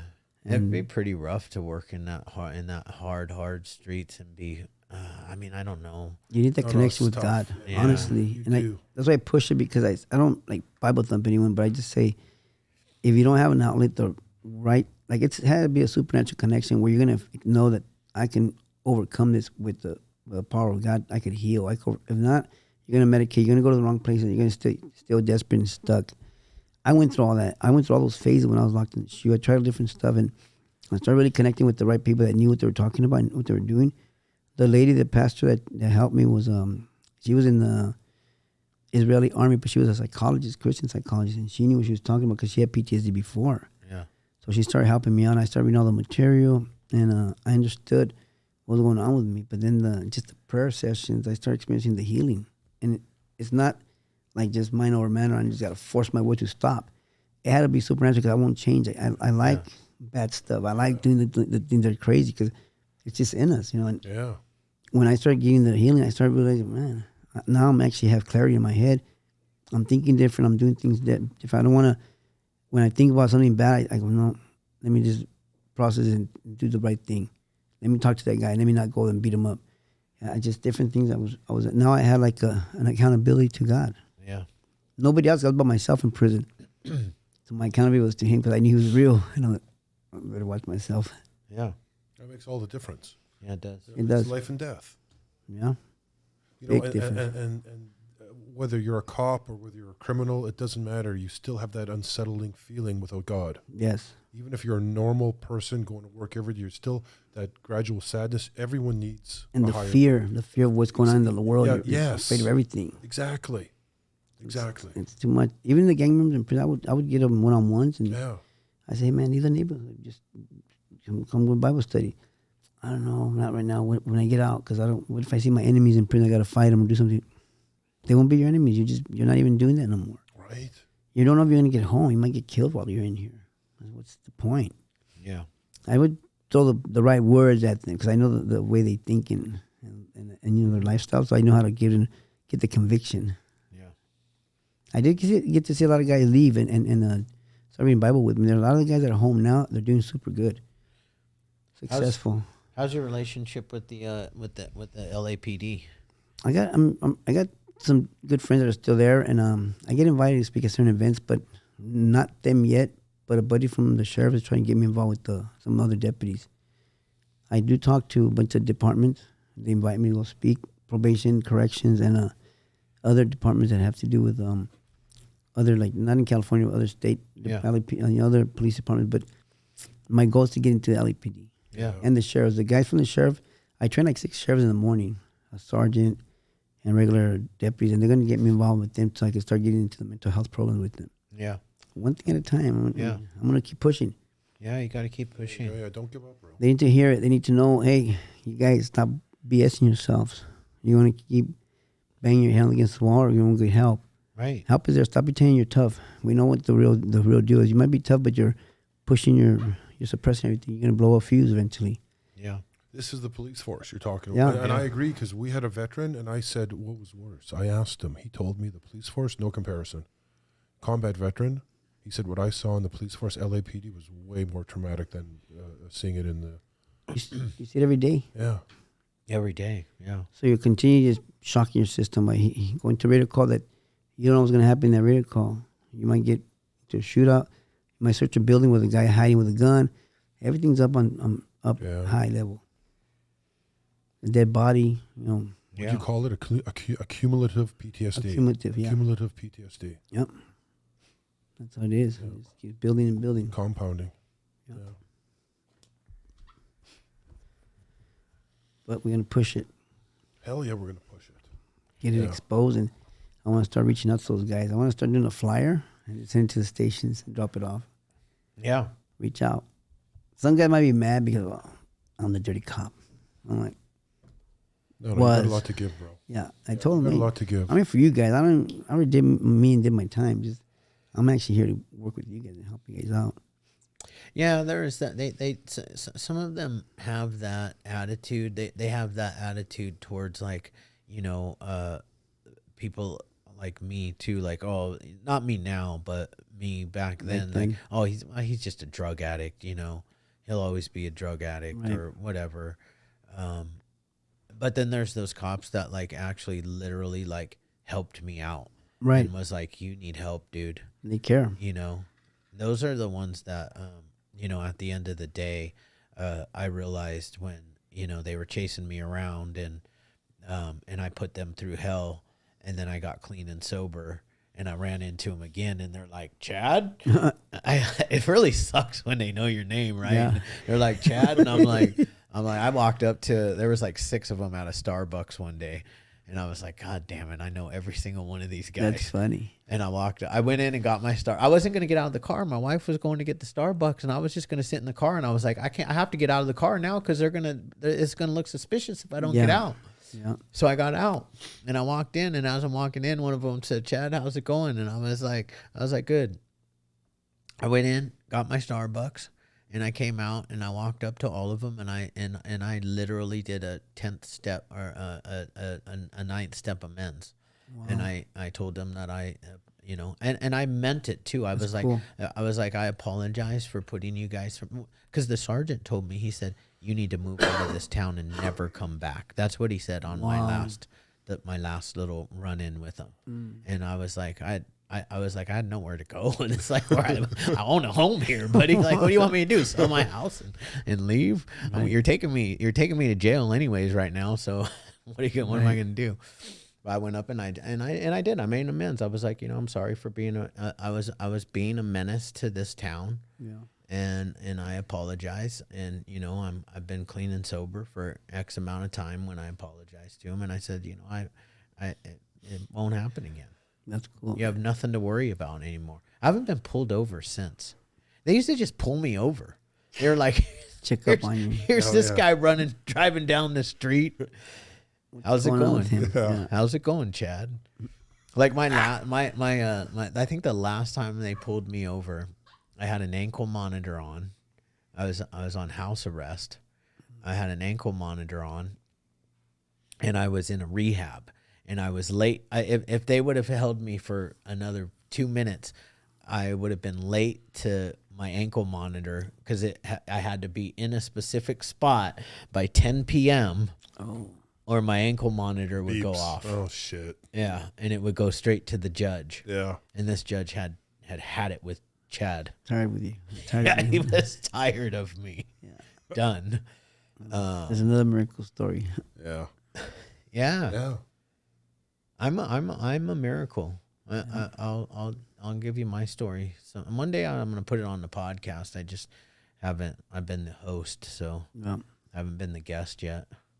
But here and there stuff comes out. Right. There's a big joke because I was an IV meth user, and I was bad, really bad. Oh, that's tough. And I would stay up for 10, 12, 13, 14 days. And hardly any food, water. I started thinking I was working for the CIA. Oh yeah, doing mission. I mean, it was. I've been around those straight meth-induced psychosis. Yeah, I mean, literally people were scared of me. Yeah, you freak people out. Yeah, unpredictable. Yeah. Unpredictable. Yeah. And that's what the sheriff's department had to deal with, and I was unpredictable. And they were always asking my family, does he have a gun? Does he have a gun? Does he have a gun? We need to know what we're going into. Does he have a gun? More dangerous because you might think your enemies are coming after you, and you're just going to start shooting at the wrong people. Or they're just trying out to get you. That's what my family wouldn't come around because they were scared that I would accidentally murder them. Oh, no. Not knowing who they were because I was in a psychosis. I mean, my parents one time morphed into the FBI, or the FBI morphed into my parents. I mean, I was on a sick one, man. The FBI, huh? Yeah, and I hated the FBI because I worked for the CIA, right? We're two separate. Yeah. They're your enemies. Yeah. It's good times, though, and I can laugh about it now. And my whole career is based on what my life experience. Right. I do what I do because God left me here to help other people that suffer from the same pain that I suffered from. And when I say that, I really mean that because, like, I only used drugs to kill the pain that I had. Right. That was the only reason I used, because I couldn't handle life on life's terms. Right. And I couldn't handle life feeling the way I felt inside. That's most of us out there that we're doing that because of the same stuff. You don't even know how to stop the thoughts in your head or anything. So you're going to find somebody to numb it or shut it down for a split second. Or get the adrenaline rushes. That I needed to fix by doing that. If I didn't smoke weed or drink alcohol, I couldn't rest my mind because I was always thinking about my next job or what my money, my dopers are at, or what I'm doing, who am I hitting out. It's just no rest, no peace. Oh, my enemies when I have to deal with them, all kinds of stuff. And then you get rid of the pain, and then you can obsess and manifest positivity in this world, and in your life, and do things to better the community. Through God. Yeah. Right. Yeah. I mean, you got to have God. Have God. If people don't have God, it's like those people that I tell you about on Instagram, the ones that they're like life coach. They're like coaches, and all they're doing is, they're Instagram influencers, and all they're doing is flashing their cars and their house, and I'm like, okay, all of those things are great, but what are you doing for society? You're right.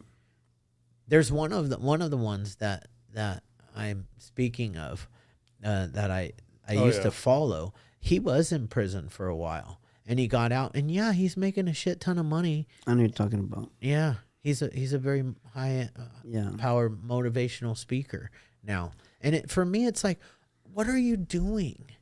Like, it's annoying. It is annoying. What I listened to, I had to unfollow him. He tried to get a hold of me too about his getting involved. I don't need your help. No. I already know what you're going to do. You talk like a gangster. You still try to push people with the different type of motivation. It's more like, come on, get your ass up. That doesn't work. That shit don't work for me. I get myself up in the morning. So do I. I wake up in the morning and I'm like, my alarm clock goes off. I listen to like David Goggins, and but even sometimes he annoys me, or he gets me injured at the gym. One of the two, A little bit extremist too sometimes, and he has that frame of mind like kill. Yeah, that too. Yeah, but he has one thing that has really stuck with me. He on a podcast one time he said when the alarm clock goes up at 4:00 in the morning, I tell myself, I just get up. That's what we do now. Yeah. And I tell myself my alarm clock goes off at 3 a.m. every morning. And when it goes off, I just tell myself, get up. That's what we do now. You don't need any more sleep. You've had enough. Yeah. It's time to go start your routine. And my routine starts with God. Yeah, mine too. It starts with my prayers and my well, it starts with a cup of coffee, because I can't even, I'm like standing there staring at the coffee pot for a few minutes. And then it starts with my prayers and meditation, and then I do some other work, and then usually when I wake up in the morning, I got another 100 emails I got to sift through. I know my sounds like a lot of emails, but I got to sift through them. So there's probably 20 in there that are relevant to me. Yeah. The other, 90, 80 are garbage. Yeah, they can just be archived for later. But you have a great, powerful story, man. And your YouTube video, that thing's got like over how many views? 511,000. 511,000 views on your YouTube story. That was that's when I first got home 4 years ago. Yeah. I wasn't. We need to ramp that thing up to 30 million. Yeah. Well, huh? Great story. Great story. It's got to get pushed because it's not being exposed enough, and I think that's what the department don't know, that it doesn't happen overnight when you join the department. You don't sign up to be a crooked criminal cop. You don't. No. The help you have is none. When I got shot, my first shootout, they sent me back to work Undercover. They didn't think about this. See, the guy wants some mental health help. Dude, go back to work. You should have had mental health help before you went back. Go back to work, buddy. Yeah, for sure. Get back in your crutches and with the fresh blood oozing out your legs. Stitches just came out. Go buy some dope. Because their thing is, I was gonna make the arrest. I'm the undercover guy. I'm not gonna get named on the report. It's gonna be my detective. It's like be a sergeant. They're gonna get all the credit for all my arrests. Maybe I do 50 arrests. They're gonna get all the credit, and they loved it because that's how they start climbing the ladder too. Yeah. And I start thinking like that. I said, man, get off my back. Yeah. One of my friends' husband is a undercover biker. Oh yeah. Biker cop. Rough. Yeah. Like she doesn't see him for like months. Yeah, I would stop doing undercover. If I was up to me, I'd just forget undercover. Just get an informant. Make them flip. They'll do all the work for you. You're going in and you're changing who you were supposed to be, and your identity, everything. It sucks. That's not you no more. And I mean, do you have to use drugs when you're sometimes you do. Cop? Sometimes you're gonna have to. Yeah. Or they're gonna kill you. They're gonna think, oh, this guy's a cop. Boom. You got to play the roles. You're gonna have to be an actor and can't What if forget you've your never line. done drugs before, like, and it's your first time? You're a cop and you're undercover, and you're like, I got to do this line of fucking cocaine, or, you know, what else? Meth, probably. I can see that. Marijuana, whatever. It's gonna, You're gonna be screwed. Marijuana really fuck you up if it's your first time, right? yeah. You're like fucking stoned as fuck, Yeah. and you're just laughing on some chronic bud. Chronic, yeah. But yeah, I was driving a car undercover with about 5 kids. We were ditching, and they started rolling up a joint they put raw cocaine, so it was a Primo. Oh shit! And they're all smoking. I'm the driver, and they're like, smoking. I'm like, man, I'm on probation. You know, I had to make them believe I'm on probation.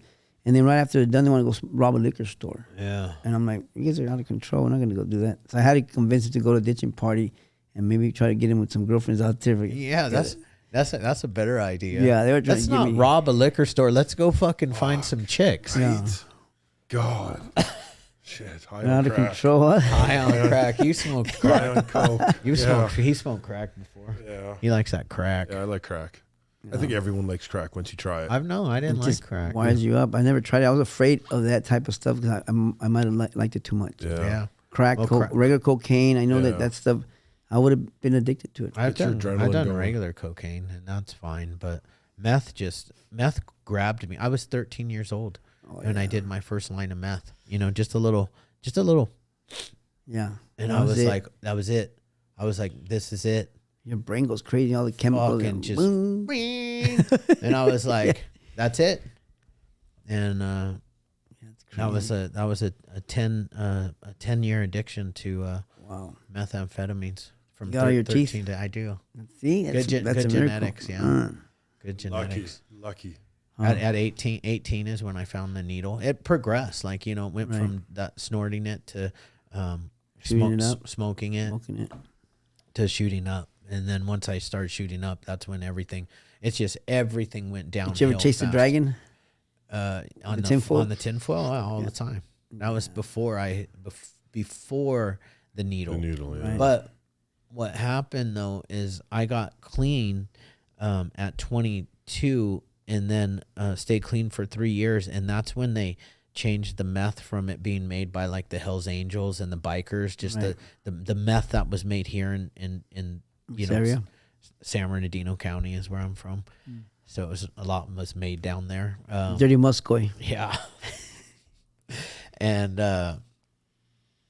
then, so I got clean, and during that time, all the meth started getting made in the super labs in Mexico. Wow. And so this was between 97 and 2000.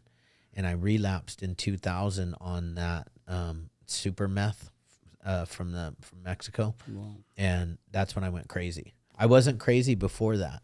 Right. But when I did the new meth, it made me psychotic, and it put me into meth-induced psychosis. And that was my first stint. Is the camera on me? Look at me. First stint with the CIA. With the CIA. Yeah, I was a big part in getting George Bush elected that year, at working for the CIA. It's your fault. Your fault. It's my fault. That's hilarious. That's a good answer.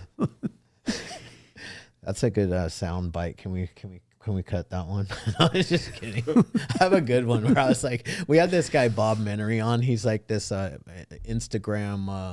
What does he do? Sports commentating. Commentator, yeah. Comedian, stuff. Yeah. And he was on, and I was telling him about doing a big shot of meth, and I was working for the CIA, and I was like, and I could, when I would get enough meth, I could jump into my iPhone and become a digital person. I could. Wow. And I was one of the only people that could do that, right? And that's one of the big reasons why I got recruited by the CIA. Like Ant-Man. And he was like, oh, damn. Holy shit, dude. Yeah, it was. And then he goes, I didn't know that I was sitting with some feds right now. That's funny. He thought it was real. Oh, he did? Yeah, and then we cut the clip, right? And then we posted it on TikTok. And all these people were like, I knew people from the CIA were doing drugs like that. They believed it. Like, That's funny. It's like they don't listen to the part where I said I jumped into my iPhone. I didn't hear that part. They just cut that right out. Like nobody can do that. No, not yet. Well, maybe. I mean, I'm the one that does it. I'm the only one. But, that's after staying up for about 7 days. Very little food, very little water. No sleep. No sleep.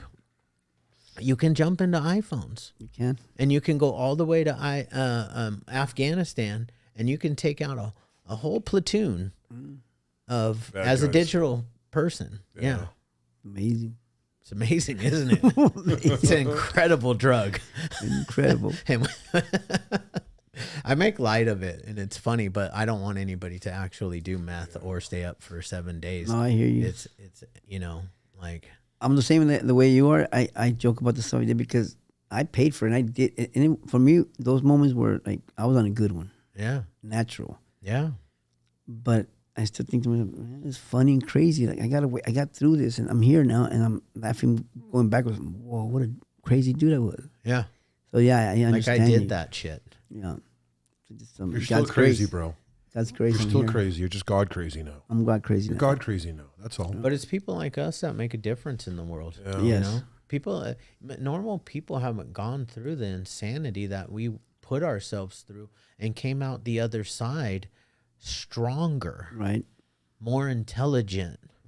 Like they just can't. And we understand people. We understand the broken people. Broken people, because most people, actually I should say all people, are broken people. Broken. Even the self-righteous person that doesn't know any better about giving compassion to another damaged person, they're broken too. Because something at home, they must have been like performers for the parents that they never understood what love is, or you don't have to earn everything. You could relax. Those are the ones that work the toughest in our government. Ones. Yes, that's they're some of the they're like robots. They're some of the sickest. Yeah, and I pray for them. Yeah, I pray for my leaders too. I have to. Yeah. I do pray that God removes the ones that are no good and expose them and then put the new ones that are good. I do that too. That's what I do. That's my prayer too. You do that too? Yeah, get rid of the bad ones. Yeah. It's expose not really them, make get rid of them. Weird. I should pray differently for them. I'm gonna have to do that too. That's a good idea. Like maybe just pray that they test their hearts, better. change them. Yeah, we can pray differently. Touch their I'm hearts. gonna have to do that. All right. I mean, they don't have to get exposed like we got exposed and like really go through that pain, but that's funny. Sometimes I want them to. It's like, come on, guys, get it to fucking get. There's some sick people sitting in our government right now. Some sick, self-righteous, like egotistical liars. Big time. Just sitting up in there, getting on the news channels and talking, and they can speak so well that, this general population of people believe what they're saying. They're soaking it up. Yeah. What's wrong with those people, right? I always think, where's your head at? You guys are just you're clueless. I feel bad for those people too. Bro, I got into an argument on Facebook, which I never do. I don't do it. It's hard. She just don't started respond. talking about Trump and don't respond. and Biden, and I'm thinking to myself, oh my God, like still you're with Biden after all that's happened. I'm like, I had to write something. And then what? And then she said, well, I don't talk to people that are with Trump. I oh, fucking erase me then, bitch. That's what I said. See you later. Please That's what delete I said. me. Yeah, because I don't feel that way as on the political side that I'm on. I'm not unwilling to not have a conversation. Yeah, I'm not gonna just be an asshole and be like, no, you like that person. I agree. You're stupid. Yeah. I'm not like that either. I'm not like that.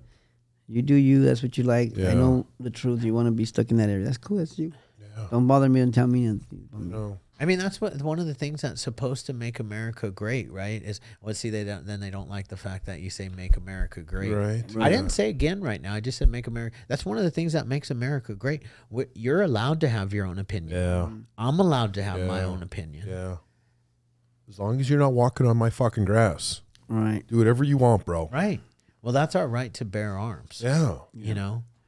And protect your home. Yeah. I don't like America's right to bear arms, though, man. I think you have to shoot somebody in your house, and they have to be threatening you have to, not threatening your life. You have to believe your life is in danger.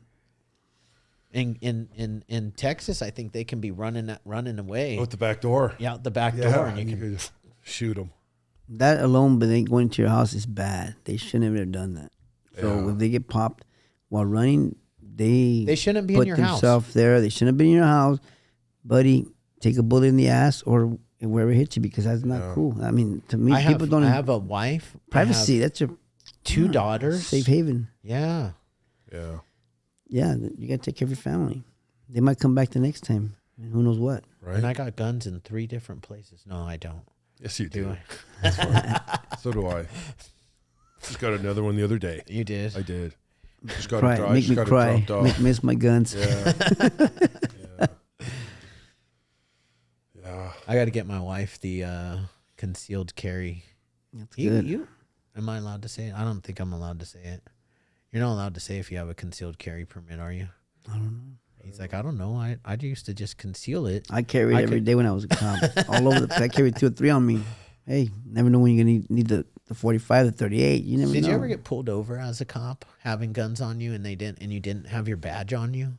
Or did you always have your badge on? I was ready. I carried it because I knew that if I get pulled over right away, I'd put the gun on my lap, and it was my way to get out of it. Put my hands up. Also, I'm off duty, and my gun's on my lap. And they were like, oh, let me see your ID.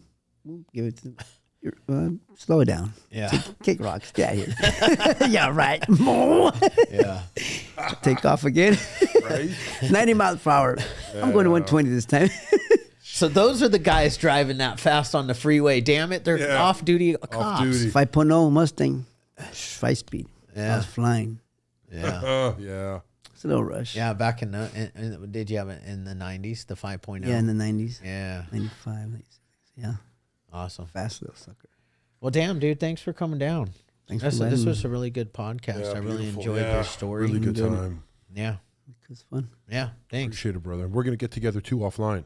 Yeah, for sure. Because the veteran stuff and that. Yeah, I want to talk about Yep. Yeah. Of course. All right. Thanks. Cool. Thanks, you guys. Thank you, man.